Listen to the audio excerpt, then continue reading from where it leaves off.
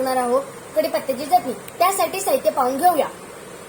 1 वाटी चण्याची डाळ भाजून घेतलेली, 1 मिरची तळून घेतलेली, 1 वाटी शेंगदाणे भाजून घेतलेले, अर्धा वाटी खोबरं भाजून घेतलेलं, अर्धा वाटी तीळ हलके फ्राय करून घेतलेली, 1 चम्मच मिरची पावडर, 1 चम्मच मीठ, कढीपत्ता तळून घेतलेला, 2 लसणाच्या कांड्या मध्ये बारीक करायचं।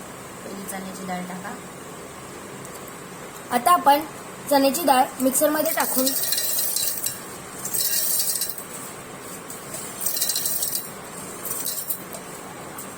सगळं मिक्सरमध्ये टाकून ग्राइंड करून घेऊया।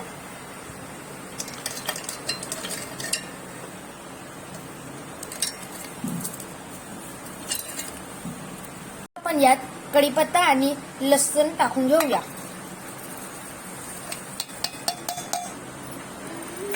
हलवून दाखवा असं।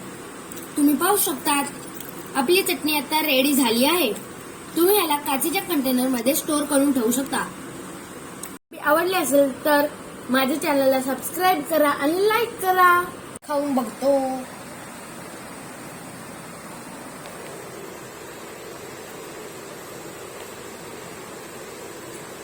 मस्त झाली आहे चटणी।